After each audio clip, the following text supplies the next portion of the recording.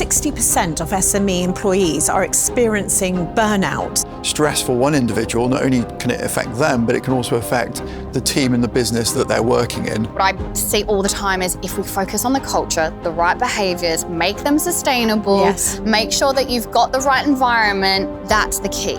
That's really, really important. What we are able to show SMEs and clients is what topics are being looked at the most, any trends that we're seeing, what questions are being asked. And this can kind of help inform, I guess, wellbeing strategy going forward. And so it's been fascinating to hear your insights, and I think it's going to help so many SME owners.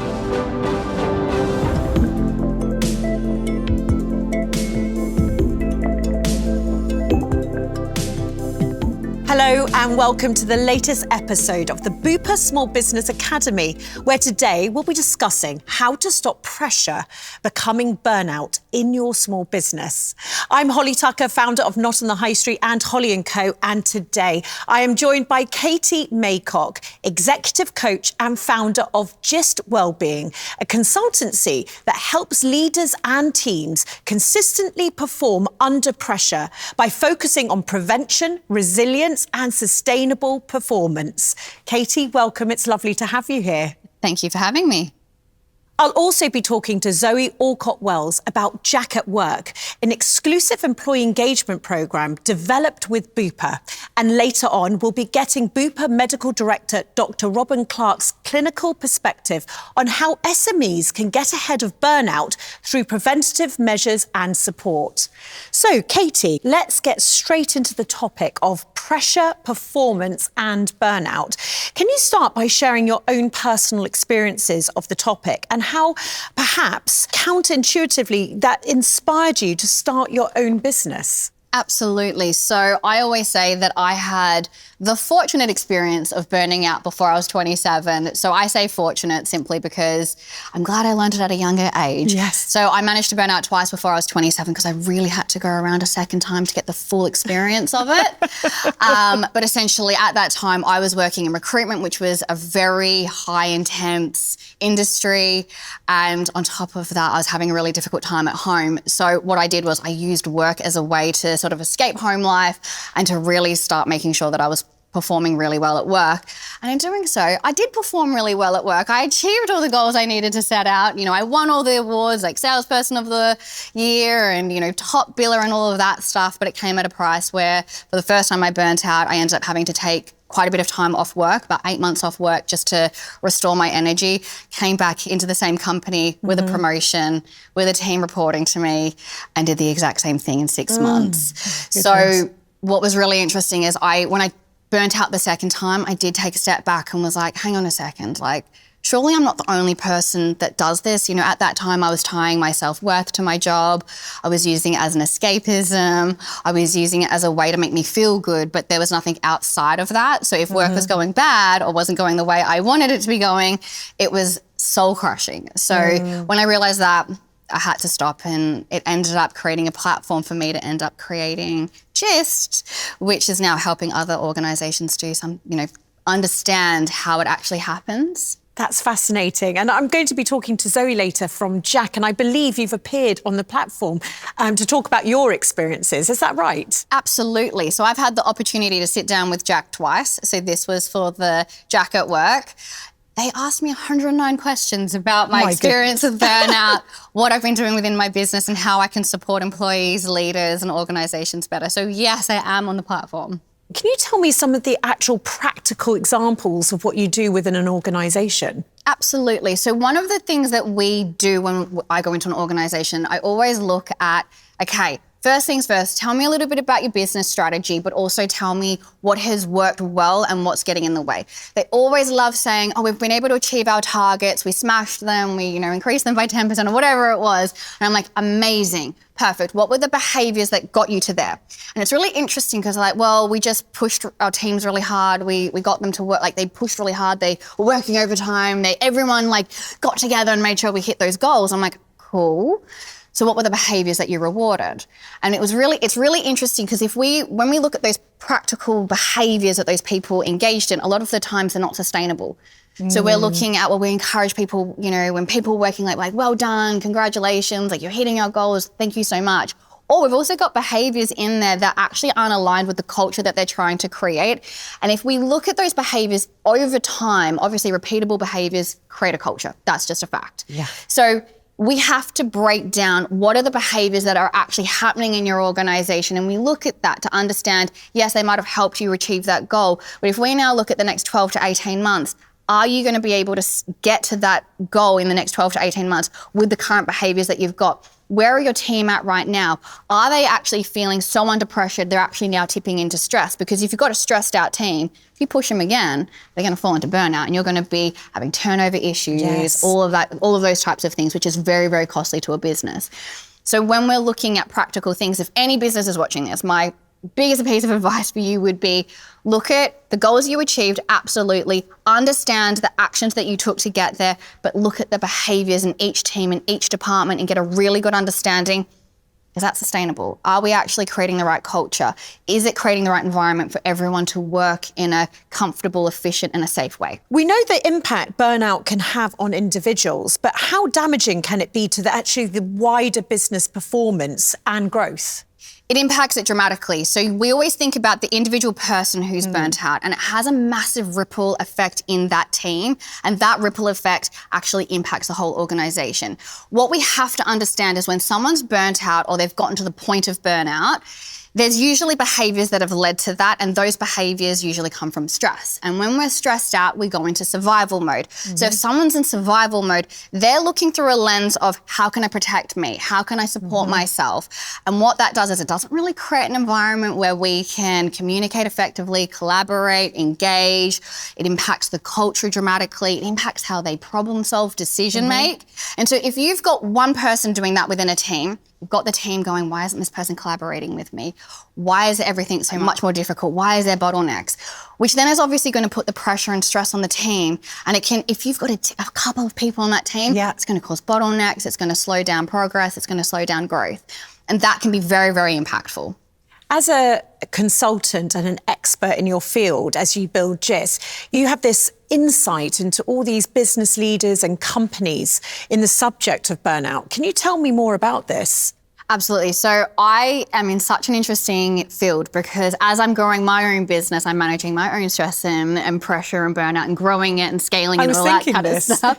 But I also have the opportunity to go into organisations and see what's working and what's not working. And some organisations just absolutely smash it. And the ones that smash it and absolutely do such a great job, their sole focus is on that culture and getting that culture right because they're trying to get the right behaviours in place. The ones that get it wrong are usually the ones that are really focused on the outcome, which I really understand. A lot of companies might have investments and all that kind of stuff where they have to, answer to somebody. But realistically, that can actually impact the culture. And then that turns into we just need to hit these numbers and that's the only thing that matters. And actually we forget about the people.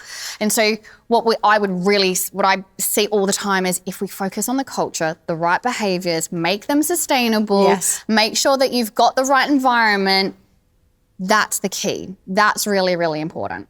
And I think a lot of leaders would put that as the second thing that they need to do. They need to hit the targets first, then the nice to have is to build the culture. But you're saying it's the other way around. It has to be the other way around. At the end of the day, yes, you have targets to hit. Look, we all run businesses. We all know we need to hit certain targets and, profits and all of those types of things. But if you don't want to have that feast or famine kind of element and you don't want to be wasting time and money on having to retrain, rehire employees, get the culture right. You're going to save so much money with, in recruitment fees and training fees and all of those types of things if you just get the culture right first. Because we often discuss on SME Academy how SME owners and an extension, the teams around them, feel that they must live and breathe their business to try and gain that competitive advantage. What are your views here? So you've got the owners who live and breathe, obviously, their organisation and their business because they've sacrificed so much to get it to where it is.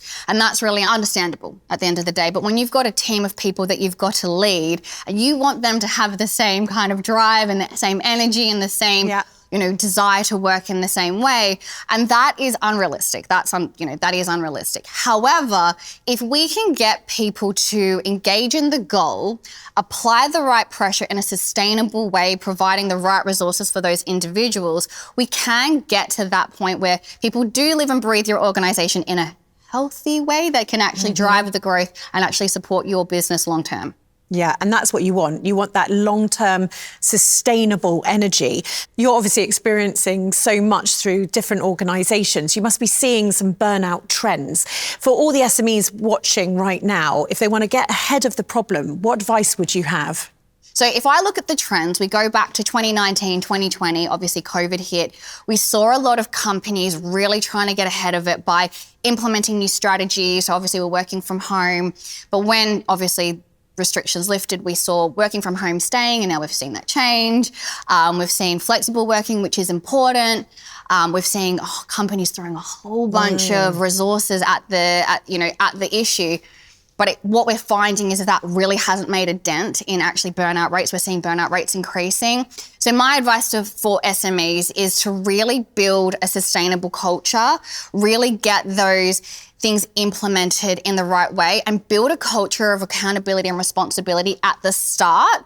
So don't wait until things go wrong to build that accountability and responsibility. Build that into the culture at the start, but also really understand the environment that you're trying to create. Make sure you're adding the right resources in to make sure people can work efficiently and effectively.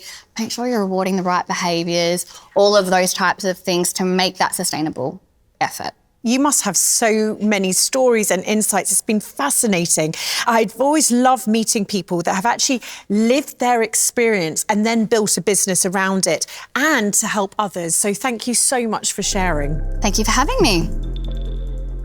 I'm now joined by Zoe Alcott-Wells, Head of Customer Success at JAAQ, which stands for Just Ask a Question, to talk about JAAQ at Work, which is now available to every Bupa SME customer. Zoe, welcome. It's wonderful to have you here. Thank you for having me. It's a pleasure. We talk so much about JAAQ here at the SME Academy all the time, so it's great to have you in real life. Can you just start by explaining what JAAQ at Work is and actually why it was created? Of course. So JAAQ is a mental health and wellbeing platform born out of the power of storytelling. So creating a space where people could go and ask the questions they don't always want to ask out loud, whether that's finding information about something that's bothering you at work, or something you're taking home from work, or something that's keeping you awake at 2 a.m. in the morning. Someone can come onto our platform and ask one of our many experts, clinicians, psychologists, doctors, also people with lived experience who've actually been there and lived it. We cover over 70 topics from mental health, ED&I, leadership, into women's health, financial wellbeing, the list goes on. And by partnering with Bupa, we can bring this to people at the right time. And for any small business owners watching, how easy is it for JAAQ at Work to be implemented? So I'm a boss and I'm thinking, gosh, this sounds fantastic.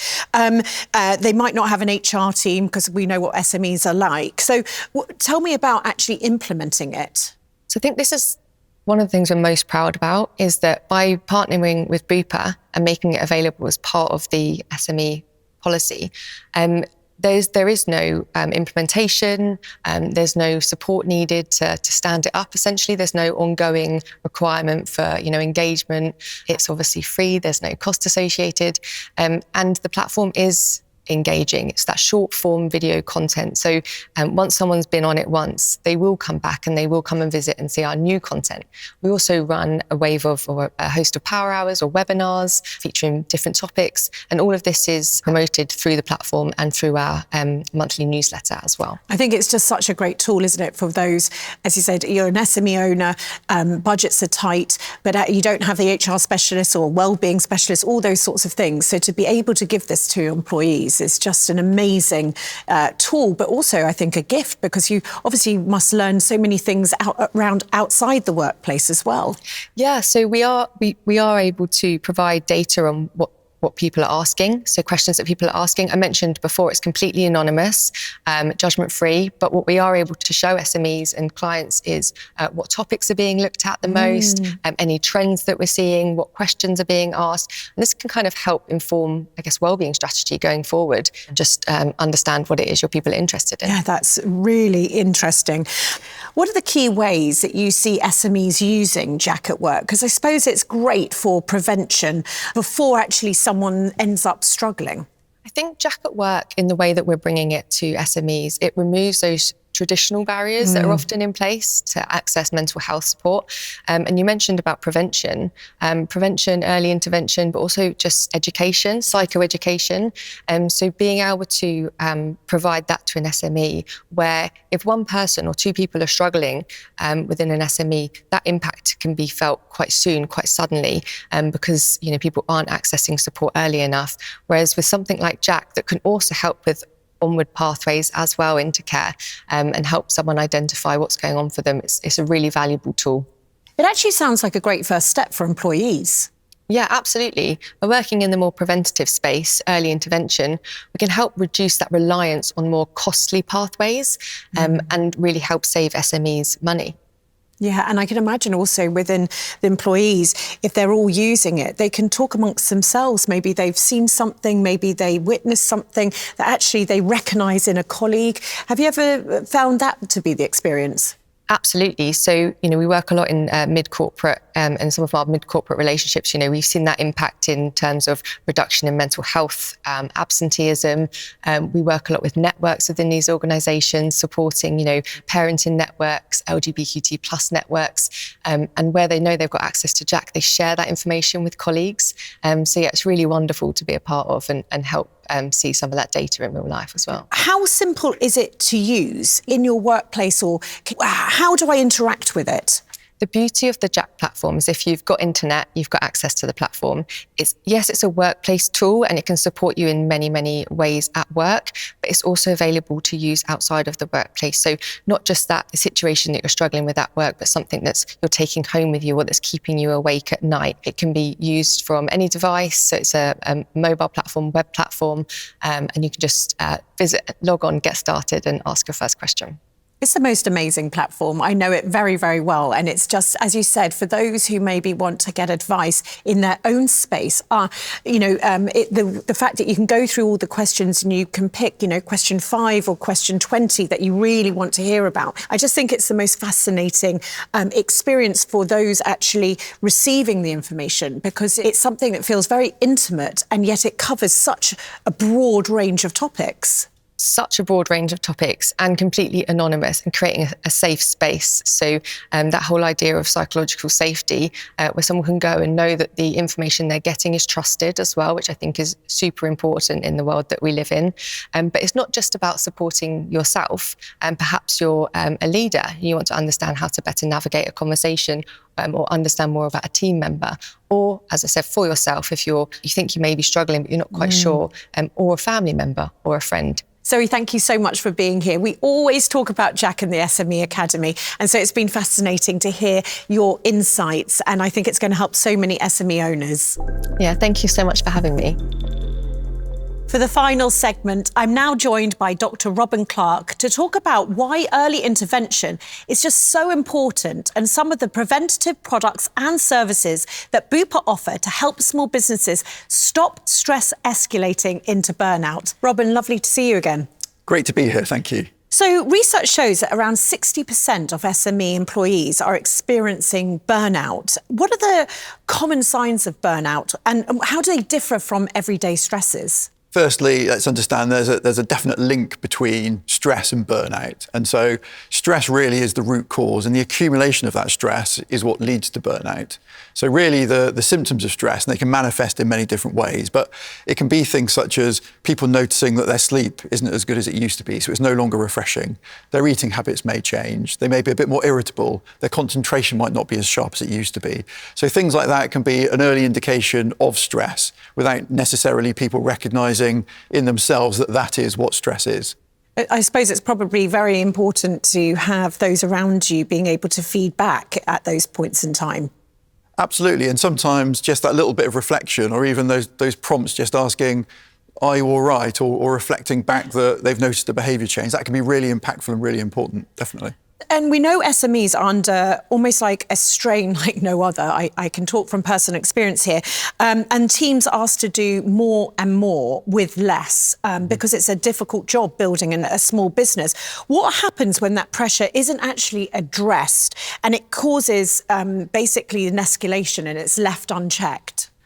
Yeah, so the problem comes when people are under that stress, and as you say, it's left unchecked, or maybe they haven't got particularly good coping mechanisms, and as a result, you get a cumulative build-up of that stress. And so the end output of that can be burnout, it can be anxiety, it can be depression, it can be a mix of those things and other conditions as well. So it can end up quite challenging at the end point if it isn't managed correctly sort of through that journey.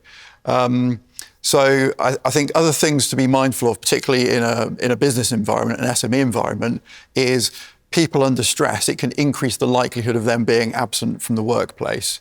And if that is the case and they need some time off, it can sometimes also take them some time to get back into the workplace and properly reintegrate. So I think there's a bit of a warning there in terms of stress for one individual. Not only can it affect them, but it can also affect the team and the business that they're working in. So whether that's their own business or whether they're working in somebody else's small business, there's definitely the risk of an impact on their immediate team, on the motivation, the productivity and things of that nature. So definitely some watch outs there.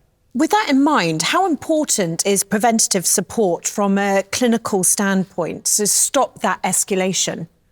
It's really very important, and the earlier that support comes, the better. So I'm often heard to be saying things like prevention is better than cure. And in this scenario, that is also very true. So the earlier that someone recognises that they need some support, some guidance, some signposting, the better the outcome for them. So the earlier that they can get the tools to help manage that journey or get professional support if they need it, the better the outcome is likely to be. So what we know is that people that access care sooner or get that support sooner, they typically need less support overall. They bounce back more quickly and they're more resilient over time as well. So there's lots of benefits in people being proactive and accessing services when they need it. What are the barriers for people seeking the support early? And can you talk me through what products and services Bupa offer to help break down those barriers? One of the first barriers is the uncertainty that people hold about their feelings and what they're experiencing, and actually has that reached a threshold for them to do something about it? What you frequently see are people that know that they don't feel quite right and they're experiencing things that are unusual for them, but yet they don't know if that meets the point at which actually they're going to pick up the phone or access a service or start talking to their friends and family about it. As if there's like a criteria or something. Exactly that.